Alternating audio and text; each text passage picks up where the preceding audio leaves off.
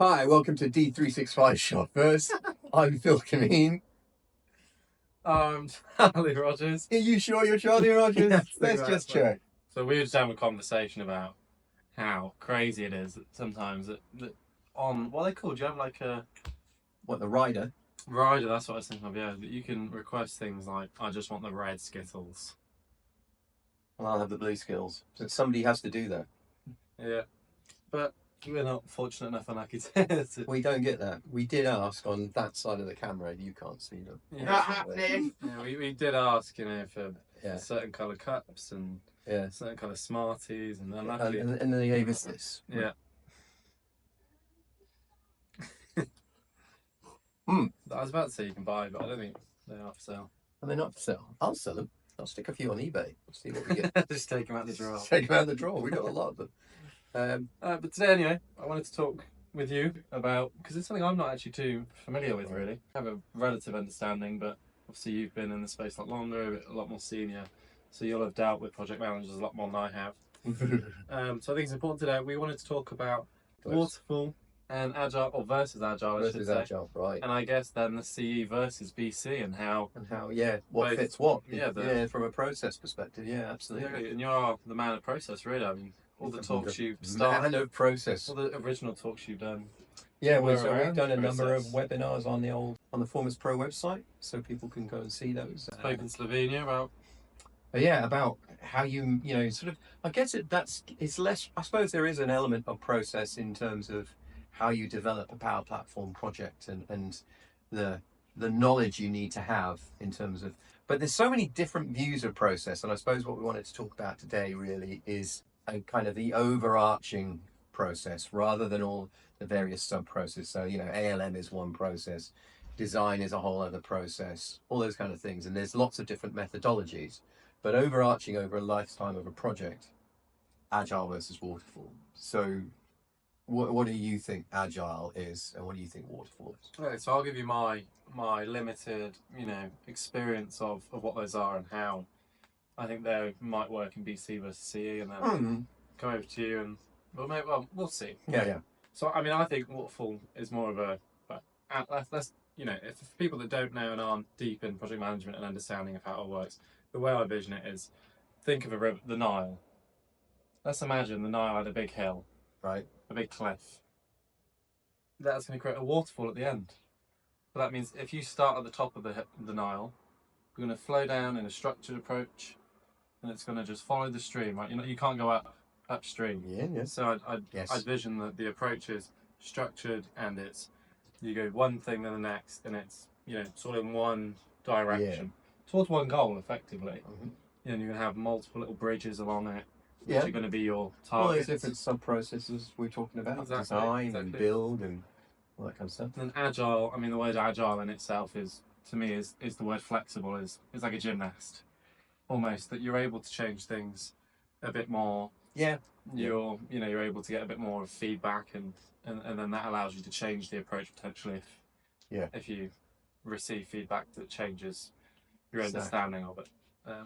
But relay that to you and Tia. I think it's pretty right. I mean, there's always normally a diagram somewhere, and the waterfall one shows us, these steps that you go through and down. Like you say, there's no going back once you've dropped down. You don't feed back. Whereas an agile process is a circular one, or you like a number of circular processes where you go round and round and round, and you feed back quickly. So historically, a waterfall project, someone would come to you and go, I want a CRM system. And you go, great, I'll give you a CRM system. See you in 3 months' time, right? And you show up and you deliver it. Whereas, and then someone would look at it and go, that's not really what I asked for. And they go, well, no, you wrote it down. Here are your requirements, and this is what it does. And we've all done that in IT, right? They go, what do you mean? Yeah, that's 15 clicks to do that. And you go, it's still there. Obviously, we try not to do that. Whereas Agile, someone shows up and they go, right, I want a CRM system. You go, great, I'll see you in 2 weeks' time. And they're like, what do you mean 2 weeks' time? We're going to start making modifications to a system based upon your requirements. Certainly in CRM land, we configure generally rather than build from scratch. And we'll show you that. And if you think we're headed in the right direction, we'll move on to the next set of things and we'll go around that again. But, and this is the big but that Waterfall doesn't manage, is it's going to go, if that's not right, we're going to make adjustments.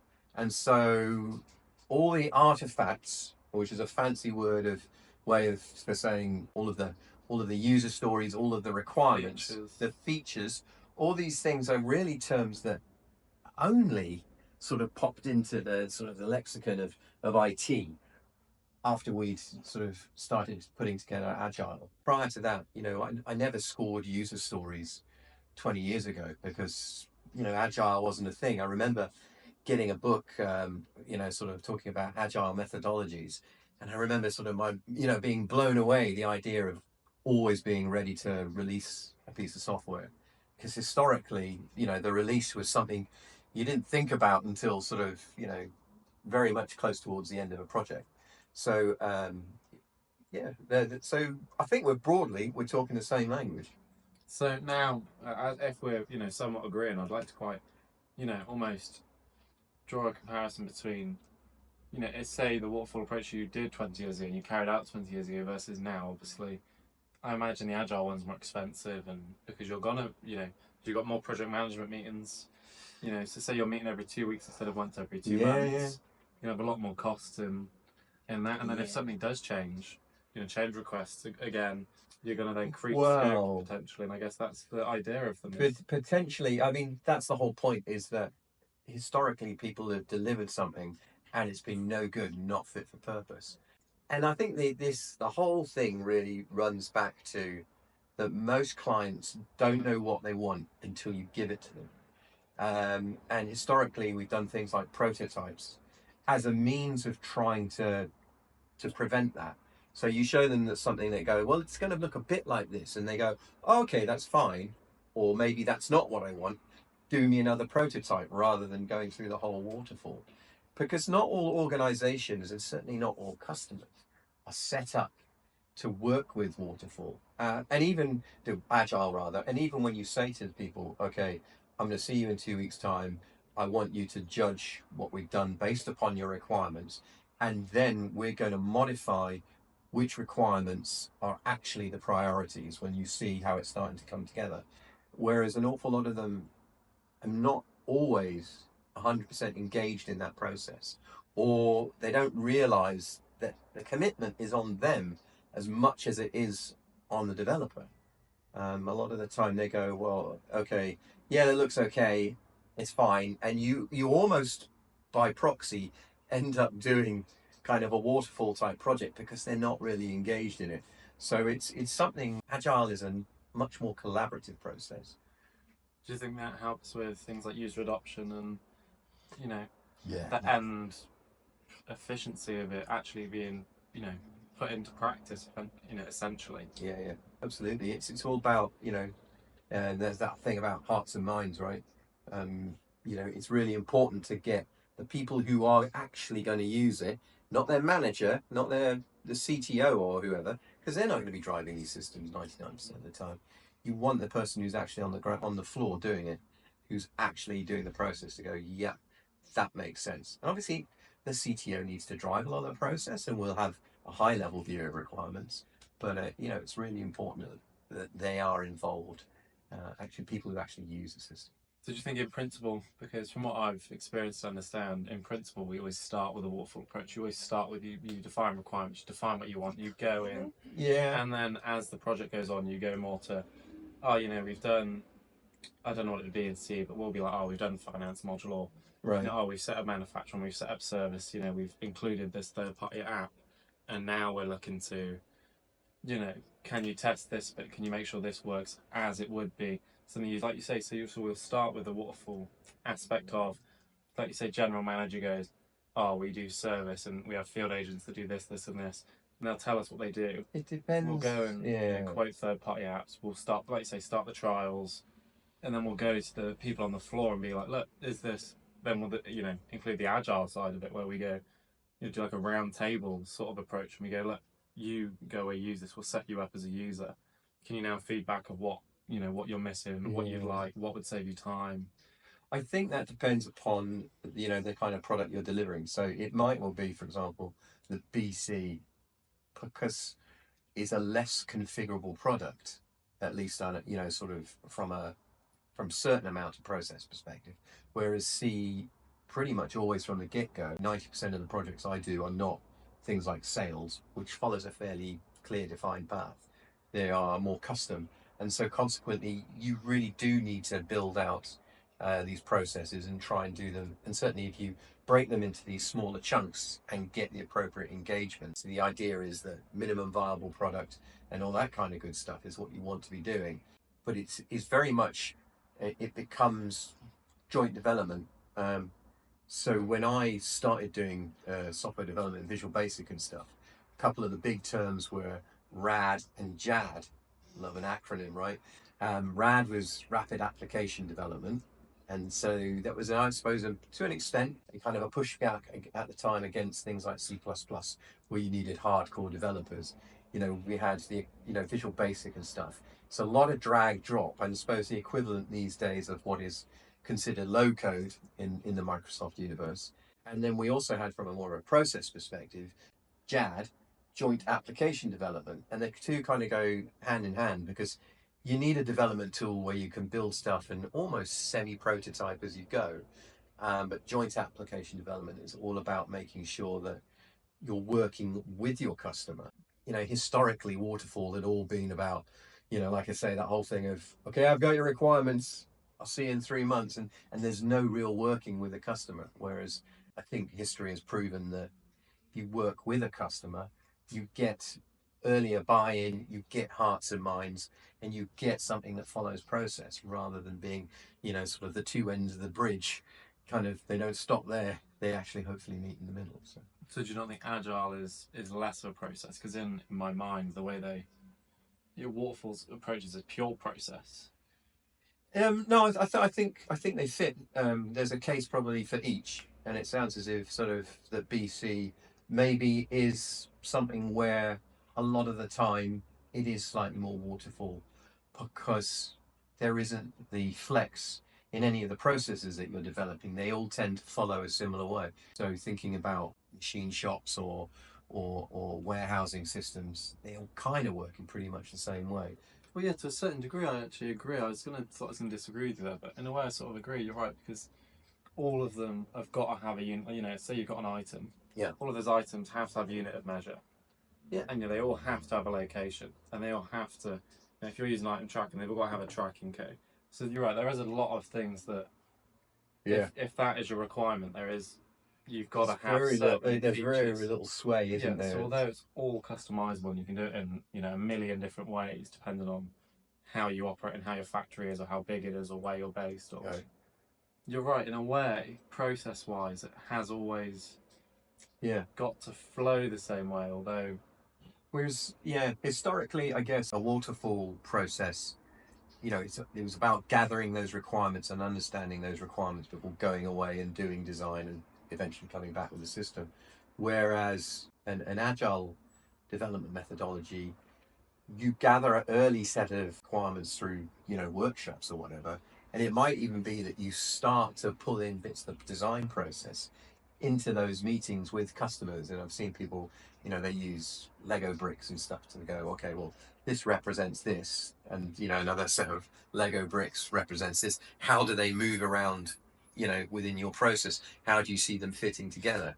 And so there's lots of sort of, it's not, I don't think there's a one size fits all. I think you can steal bits from various processes in order to work with a customer. Yeah, I agree, because I feel like that, again, very much sounds like what we do also.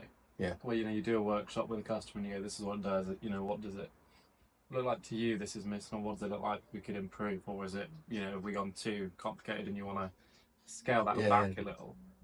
And you're right, we do a lot of working with the customer to find what they actually want, because as you say, a lot of the time they don't know what they want until they see something they don't see want. it. Yeah, exactly. Yeah. And until you show them something, they go, oh, like sometimes we've worked with clients where, at the end of the day, the people on the floor aren't heavily paid, so they want their job to be as simple as possible, like make their life easy, right? Make it so they are just packing a box. We don't want them to have to go through a system and click 26 agreements and Yeah. sign their name and take a photo of something. We just want them to be able to Just let the click and system do touch all or that, something. Yeah, and they just click the tick button to say it's in the box, and they push it down an escalator, and it'll do it for them. Whereas I guess on the seaside, yeah. We tend to be much less with those physical processes. I suppose we tend to be much more business process orientated, I guess.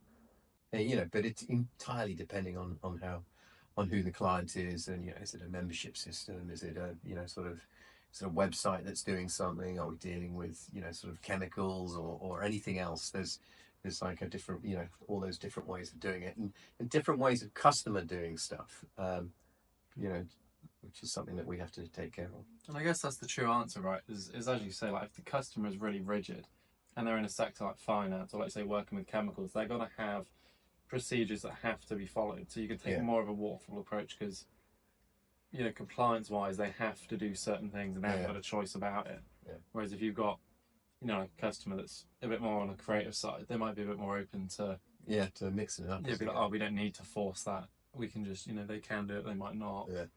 It's a lot more agile to deal. I guess you're right. It depends if the customer's waterfall or agile. That's the It does come back to that to an extent. Yeah. The idea is that we develop, when you gather those requirements, is you might be turning those into user stories. And initially, there's always the idea, I think, in software that you don't test something until you've actually built a piece of software. But I think you can actually, you can create those user stories and you can start testing those and start giving those to the customer and going, we gathered your requirements, and from that we've developed a user story, and those user stories are actually something which generally they have I, as a role, I expect to do this and I expect the outcome to be Y, for example. And that's something which you can then sort of give back to a customer and go, hey, look, this is a point where you can start to test something. So yeah, I talked about artifacts earlier. A user story is an artifact, for example, and you organize them into features and what have you as a means of grouping them together.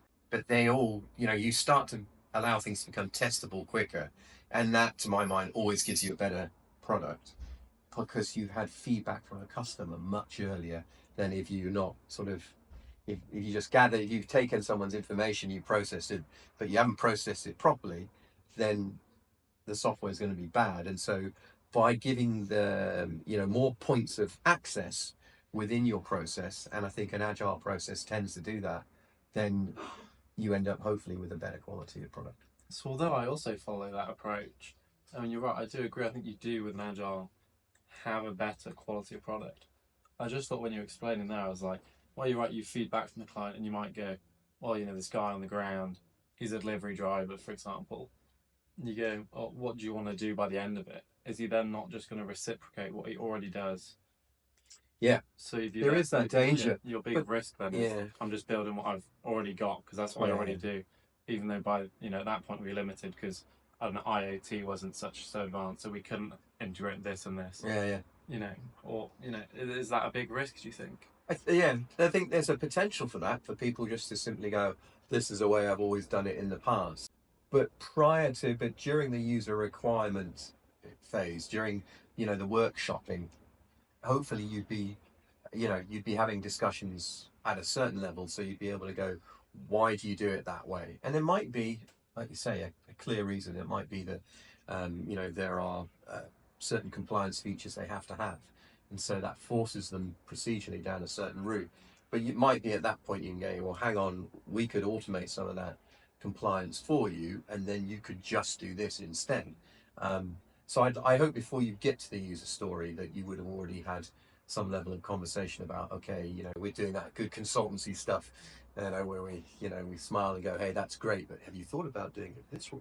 Yeah, that's something we've done recently actually, where again relating back to an aerospace client we've got, where they have certain documents they need to produce, and before they'd go and obviously it'd all be on paper and they'd go and write the name and do it all like that. Whereas we just thought, well, if we just add a Boolean field, which is just a tick box for those of you watching, if you're not, I mean, everyone knows what a Boolean field is, surely.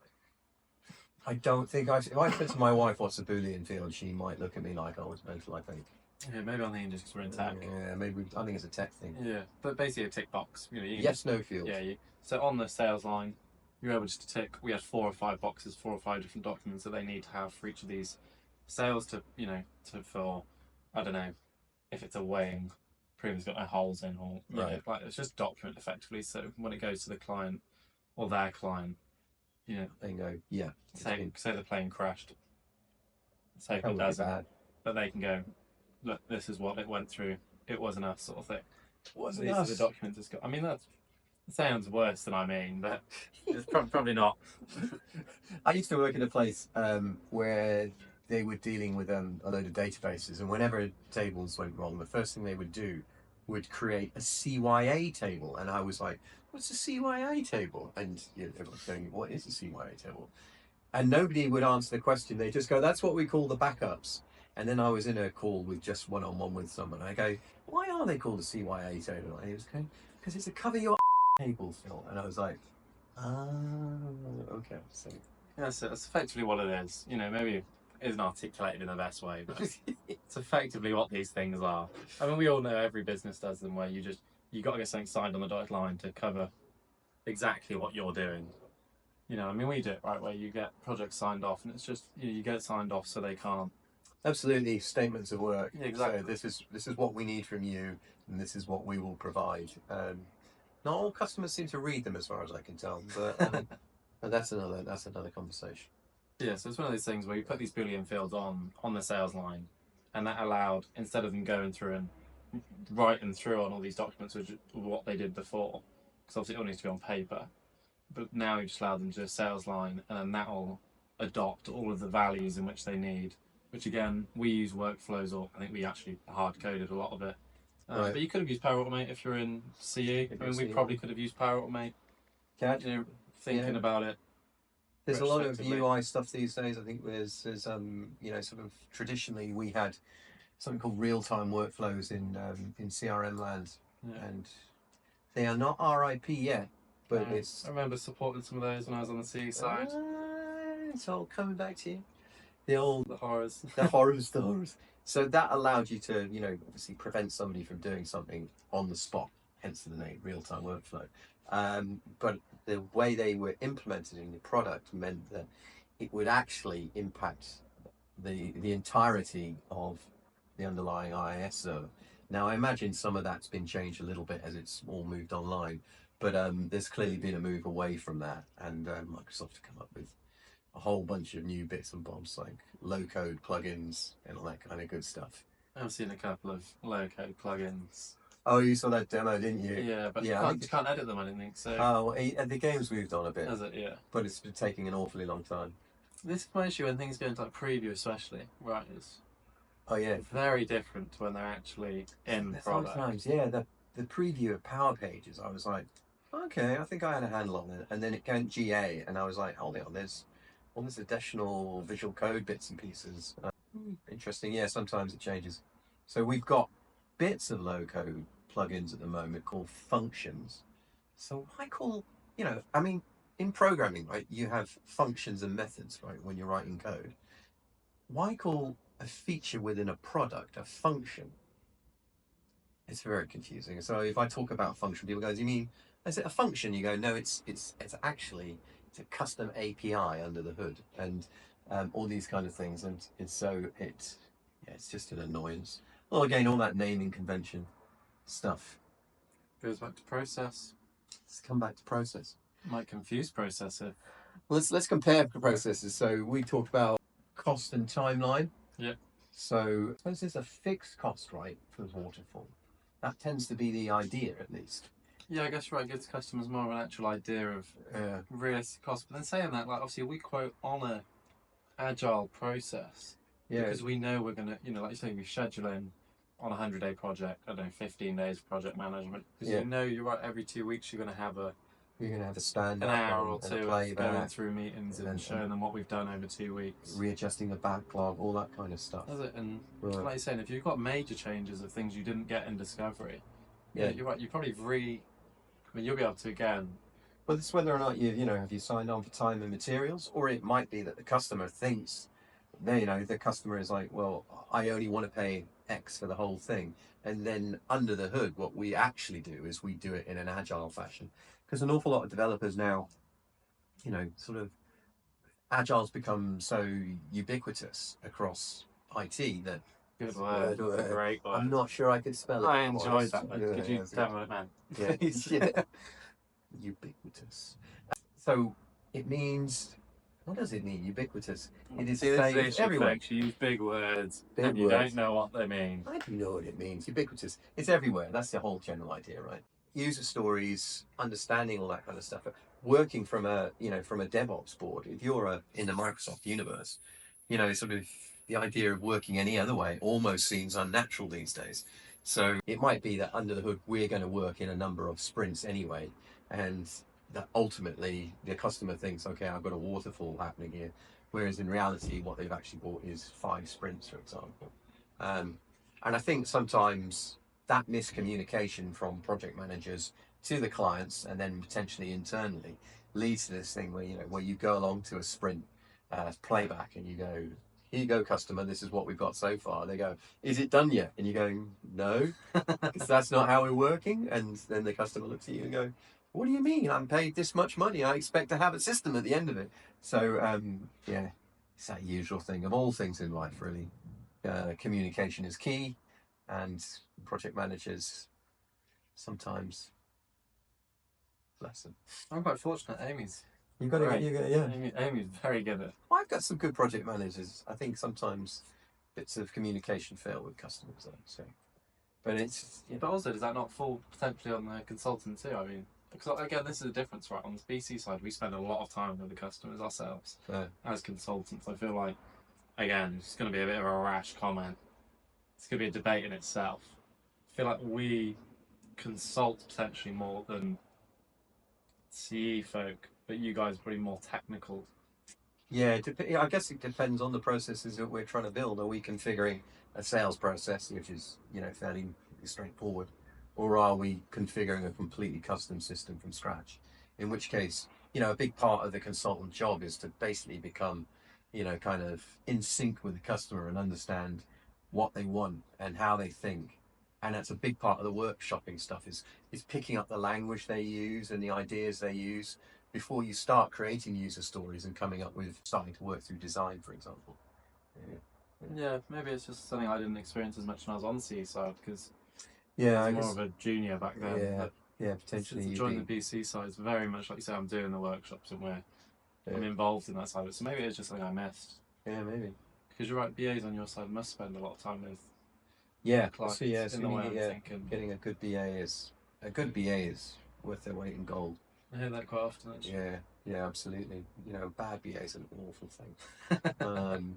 Sometimes customers come to you and they go, well, we don't want to pay for one of your BAs, so we'll provide requirements to you as BAs, and then you end up reading those documents and you go, they're ambiguous, they're incomplete, they're missing big areas, they don't cover such and such an area, and you end up going back and then almost having to BA the entire thing yourself as well. So that's always a definite pain issue. I think from a agile versus waterfall perspective, I think there's probably better risk management for both sides, really. Well, maybe certainly more for a client in terms of getting what they finally want. I sometimes think that if the client isn't aware of the fact we're going to be doing agile, then sometimes maybe the risk is actually on the consultancy side, because if they don't engage, or they do engage and you discover that halfway through that the person you got the original requirements from didn't know what they were talking about, then suddenly you're in an icy situation, because the customer has said, I want to pay X for what you're going to give me, and you're halfway through and suddenly you realize that, hang on, I'm not going to be able to deliver in time. Who's going to pay for the work? So there are definitely risks depending upon how you implement it. So. But in a way, there's not, because again, maybe this is again more of a BC thing, right? But so say when we're estimating something or we're quoting a project or we're on a tender, we'll negate things down to like, we've looked at the current reports you've got from the system. They'll give us access to the system. We'll go, look, these are the reports you've got currently that you're going to need for compliance. Dev estimates this is going to cost $9,000. Obviously we're on T&M always on BC. So we're like, look, it could be 5 hours, it could be 9. But you know, we always As long as quote it's on the T&M, higher right? end. We always quote on the higher end because it's safe. Again, it's about communication. It's easy to have the conversation to say, it took us 5 hours instead of 9. Yeah. Than it is to go, it took us 9 hours instead of 5. But this is it. So So, not all customers necessarily want to go with T&M. They want to pay. They go, I've decided the system to you. I'd like to pay this much. And somebody maybe in pre-sales or up in management's gone, yes. And then they go, I want it for next week. And somebody somewhere's gone, yes, we can do that. And these are things that are outside of your control as a technical person generally. And even in solution architecture, you know, you will be told, I want this to happen at this point. And, you know, when you're given these circumstances, you know, you've got a choice of being a yes man and breaking your back, maybe trying to get it done with your team, isn't sustainable. which isn't absolutely. Or you know, you can go, well, okay, what I can actually do is I can give you this bit within that time frame, but I can't give you all of it within that time frame. But if I gave you this bit and they were to move potentially their UAT a week or something, so they spend more time analyzing that and seeing if it's right, then I'll deliver a second part later. I did that in an organization previously, and part of what we were doing was field service. And I went off to a field service training course for a day and a half, and halfway through that training course, my email stopped working. And so I rang my project manager. He's a lovely guy, I thought. He didn't pick up the phone. And then my agent rang, I was a contractor, and he said, the client doesn't want you to come back. And I said, why? Apparently you say no too much. I was like, I do say I can't do that now, but I can give you this much, and I break it down. And they said, well, they don't like that. And yeah, so sometimes it works in your favor, sometimes it doesn't. But like I say, I wasn't willing to say I could get it all done in time when I couldn't. So Yeah, I mean, they would have got rid of you at any point. As soon as you didn't deliver something by the sounds of it, it would have just been they were yeah, they were not an entirely friendly bunch. organisation. Yeah. I guess you're right. That's the risk management you pay for. Yeah, yeah. But like you say, but then you might have delivered something. I guess that's the big risk, right? Waterfall might be cheaper and more efficient if you've got a simple process with And there simple you go, requirements. Whereas if you're a complex project and you've got various teams doing various things, then and lots of maybe moving parts, that's it, and integrations and things like that. Like, how are you meant to just from the outset tell everyone that's going to do this, we're going to do this, it's going to work like this? Because you might get to point C in the project and go, or sprint 3 or whatever it is, and go, yeah, lots changed since then. Or, yeah. But this is one of the nice things, I suppose, about Agile is you've got the concept of a backlog of tasks that you built up, and you reprioritize those depending upon the feedback that you get during the playback sessions. So if somebody says, no, we really don't do that way, but actually we've been talking about it since, and we're not so bothered about it, and suddenly that becomes a lesser priority, and you're focused on something else. Now, the thing I guess you then need to keep in mind is that, okay, I want to make sure that there's an overall movement in terms of, you know, sort of a direction of travel in terms of a product being delivered. So you can't get constantly bounced around, which is always a risk. But, you know, sort of hopefully, as long as there's decent levels of communication, that should be mitigated to an extent. Yeah, I mean, I've got a bit of a query, I guess. Maybe someone from sales could help. I assume being quite senior, you've done quite a lot of sales yourself. Done a fair chunk of sales. But let's say, so would you say CE, well, CRM side, you do a lot more fixed price projects? Good fixed question. Price phases almost, I guess. Depends on the organisation, really. I'd go as far as to say maybe 60-40, 60 T&M, 40% fixed price. So it must be worse on a fixed price to do Agile because you don't know all the ins and outs. Yeah. Like an Agile project in my mind should be T&M.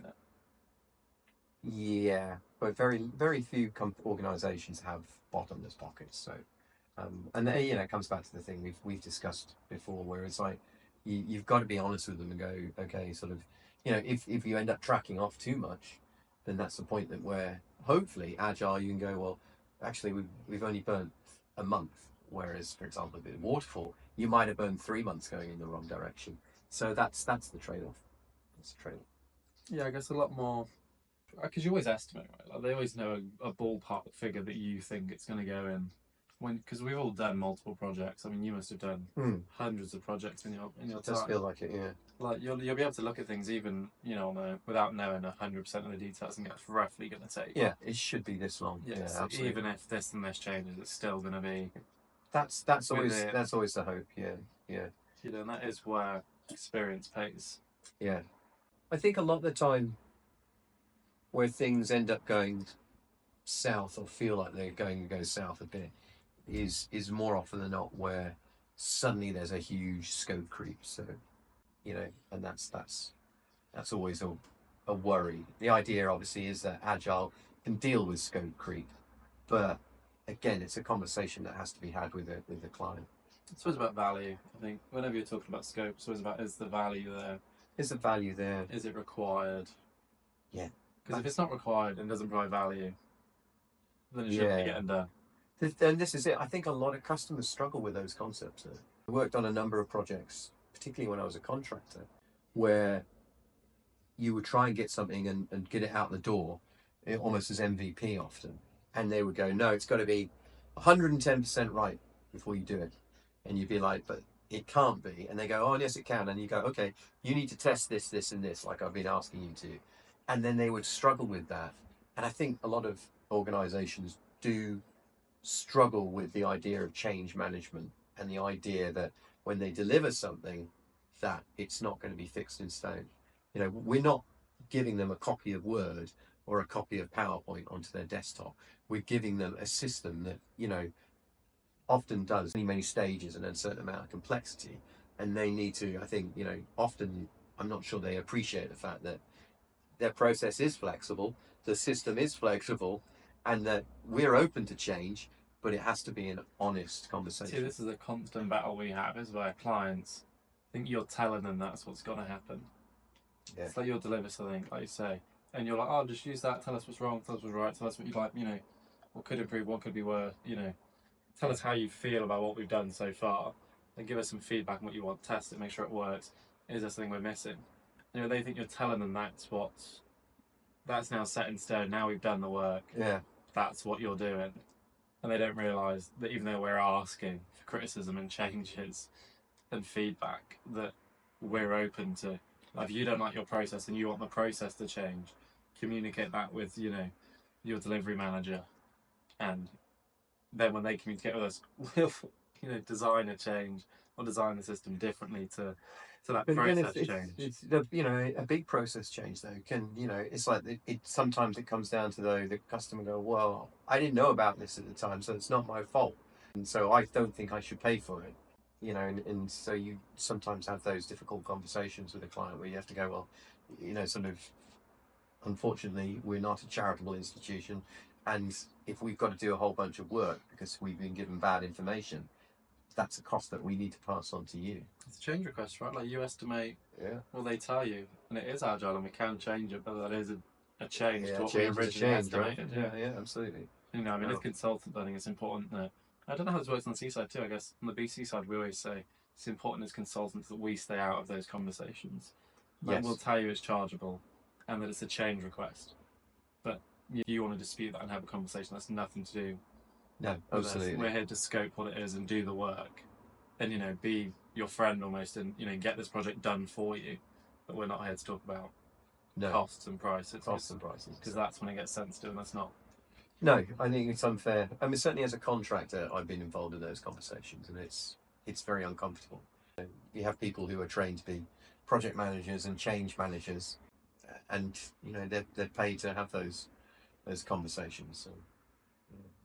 I think it's important, right? Because if say a user doesn't like you, or is like, oh, that should have been free, or this, that, and the other, and they disagree with what you're saying, it might be that they then don't want to have that conversation with you next time, and they don't tell you a requirement because they're like, I don't want to pay for it.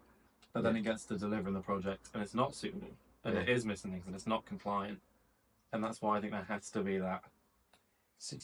It always comes back to communication and you know, I've said this a million times before, probably, that it's definitely more of a people job rather than actually being a technical job a lot of the time. It's about going, you know, have I got the truth out of this individual? Is this the truth as they see it? Do I need to go and ask other people to ensure that this is, you know, the appropriate user story? Have I built the right thing? And it's weird because you'd think, like, especially as like a BA, right, your role would be to define and understand the technical side. But like you say, it almost is a BA's role to more just understand and talk to the client more Yeah, and to have that, read people. yeah, and have that person aspect, Yeah, yeah. you know, and have that. So there's got to be a phrase for it or a term for it. But like you say, be able to understand their body language when they're not quite understanding what you're asking, or Yeah, yeah, yeah. But there's lots of tips and tricks. I mean, you know, being a BA occasionally, you know, there's a continual playback to the customer and then testing that they've heard what you said, that, you know, all these kind of tricks you can do in order hopefully to ensure that they do know what you're talking about and they have understood the process. I'm not saying I get it right all the time, but you know, that's so it's sometimes I emailing customers occasionally. I'm saying, you've given me a document that says this, however it also says this. Could we have a discussion to see which is the version that I need to move forward with? And you know, I try and write in language that's not aggressive and that's not, you know, antagonistic. So another great word from Phil. antagonistic. Coming out with all Yes, the big words antagonistic. today. It is. We should have a little whiteboard behind us where I can write these down. Antagonistic. And over the Ubiquitous. course of like a year, we'll have a selection Have of a selection of Phil's favourite words. And these are not words I use very often. I think if we were to close up, what do we think in terms of Agile Waterfall? I think to summarise, I think there's definitely an aspect of both in both C and BC, right, where Yeah. it really depends on the client, and I don't think you can base a process No, absolutely. on either C or BC or on firms. It really is just like it's a small project potentially or a very simple potentially business. you could move, choose your own direction. Yeah, especially if the budget's small and it's a smaller company, like a waterfall approach. If it's simple, might be the best approach. Yeah. You know, but if you're working with one of those giants that has 15 things moving at once and you know there are lots of variables, it's not going to work. I don't think. Exactly. You know, you've got lots of stakeholders, for example. Then everybody wants to shout, right? Everybody wants to stick their oar in. And you need them to, otherwise the user adoption is Exactly. going to plummet. You've got to make sure then, hopefully, the right stakeholders, I guess. Yeah, you don't. Yeah, the wrong stakeholder could definitely give you. Yeah, Some and poor we had a information. project a couple of years ago, and the stakeholder we had was not engaged appropriately, and we were very lucky. But you know, sort of, we made a few noises about that and said, look, you know, we're having some difficulty here, and you know, we got a different stakeholder in the end. So, so I think you've got to be, you know, you've got to fight your corner as a consultant, right? You can't just let it happen to you, otherwise, yeah, you end up just producing rubbish because you're trying to be everything to everybody, and it's not just IT; it's in real life. You can't be everything, all things to all people. So you've got to kind of find a lane to stick in. I'm not saying when you know, sort of, I used to work with a colleague and she used to say, stay in your lane, stay in your lane. And I'd be like, what do you mean? And she'd be like, you know, sometimes you have to keep your head down and get moving forwards. Otherwise you'll never move forwards yourself. You're trying to deal with other people's problems. And I think that's definitely true to an extent. You can't be able to say no. Yeah, you've got to be able to say no, even if it gets kicked off the project. Yeah, Dan Barber does a great talk of the seven Does, qualities doesn't that he? Yeah. makes a good consultant, and he's 100% right on most of them. I think Yeah. you know 100% agree on a lot of them. Where as I being able to say no is definitely one of them. It's if you can't say no, you're going to take on way too much. Yeah. And if you can't communicate that with anyone else, as you say, like you know, as a consultant, you've got to be able to have the hard conversations. Yeah. Like, if you just become a yes man and go, oh, we can do that, we'll do this, we'll do this. That's where you get scope creep. You have too much work, Absolutely. and then you're going to form arguments because you're not going to be delivering what's wanted. Yeah. Ultimately. yeah, they're going to have asked for something, and you're going to have eventually completely ignored the original requirement and moved on to something completely different. Yeah. But I think that's you know, it's part of consultancy at the end of the day. It is. It It's is. part of what you learn. I mean, you probably do it once or twice in your career, and then Yeah. Hopefully you don't. It's not something. I think more often than not, you know, you end up making. You know, you have to lie in the bed as you make it, right? So you know, if you go in and you let things slide, then eventually you're going to hit these conversations more often. Whereas if you sort of go in and you're like, upfront with a customer and say, this is how it's got to be, and ensure that they're aware of that, and then drive that as well, which is sometimes a little bit uncomfortable. But if you don't do that, it comes back on you. So, yes. Have the hard conversations earlier, and it stops the harder conversations. Harder conversation, yeah, absolutely. Look at us So, go. look at us go. Go on. Philosophy.